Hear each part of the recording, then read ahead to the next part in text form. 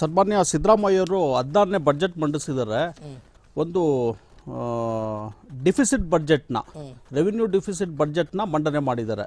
ಅಂದರೆ ಸಾಲ ಇದು ಹೆಚ್ಚಾಗ್ತಾ ಇದೆ ರಾಜ್ಯದ್ದು.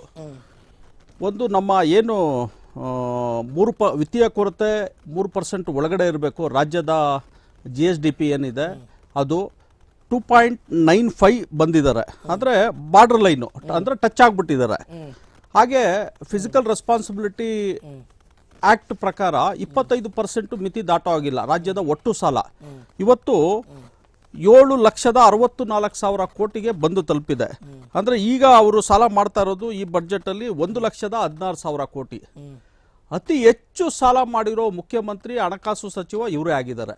ನೋಡಿ, ಈ ವರ್ಷ 1,16,000 ಕೋಟಿ, ಕಳೆದ ಸಾಲಿನಲ್ಲಿ 1,05,000 ಕೋಟಿ, ಅದಕ್ಕಿಂತ 86,000 ಕೋಟಿ.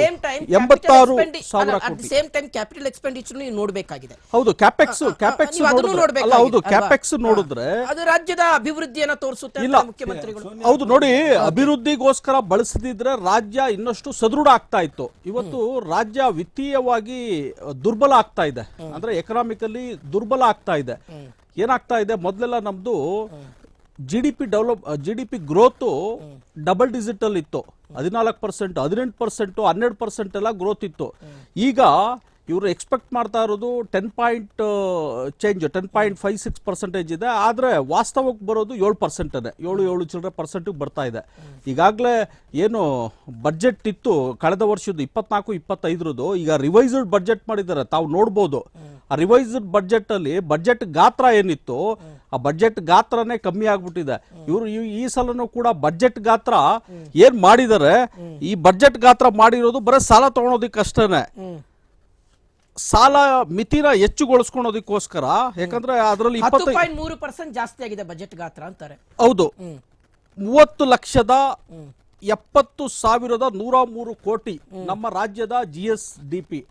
ಅಂದ್ರೆ ಇದರಲ್ಲಿ 25% ಒಟ್ಟು ಸಾಲಕ್ಕೆ ಮಿತಿ ಇರುತ್ತೆ. ಗಾತ್ರನ ಮಾತ್ರ ಇವ್ರೇನ್ ಮಾಡಿದ್ದಾರೆ, 10.6% ಅಲ್ಲಿ ರೈಸ್ ಮಾಡಿದ್ದಾರೆ ಬಜೆಟ್ ಗಾತ್ರನ. ಆದ್ರೆ ವಾಸ್ತವವಾಗಿ 7.27% ಮಾತ್ರ ವಾಸ್ತವ ಬೆಳವಣಿಗೆ ತೋರಿಸ್ತಾ ಇದೆ, ಆರ್ಥಿಕ ಬೆಳವಣಿಗೆ. ಇದರಲ್ಲೂ ಕೂಡ ಈಗ ಕಳೆದ ಸಲ ಈಗ ಇವ್ರು ಏನ್ ಮಾಡಿದ್ದಾರೆ, ರಿವೈಸ್ಡ್ ಎಸ್ಟಿಮೇಟ್ ಮಾಡಿದ್ದಾರೆ ಬಜೆಟ್ನ.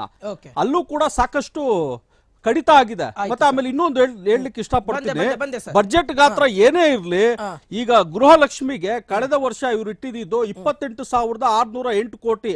ವಾಸ್ತವವಾಗಿ ಖರ್ಚು ಮಾಡಿರೋದು 18,353 ಕೋಟಿ. ಹೆಚ್ಚು ಕಮ್ಮಿ 10,000 ಕೋಟಿ ಬಿಡುಗಡೆ ಬಾಕಿ ಇದೆ. ಗೃಹಲಕ್ಷ್ಮಿ ಹಣ 5 ತಿಂಗಳಾಗಿದೆ, ಇನ್ನೂ ಕೂಡ ಬಿಡುಗಡೆ ಮಾಡೋದಕ್ಕೆ ಖಜಾನೆಯಲ್ಲಿ ಹಣ ಇಲ್ಲ.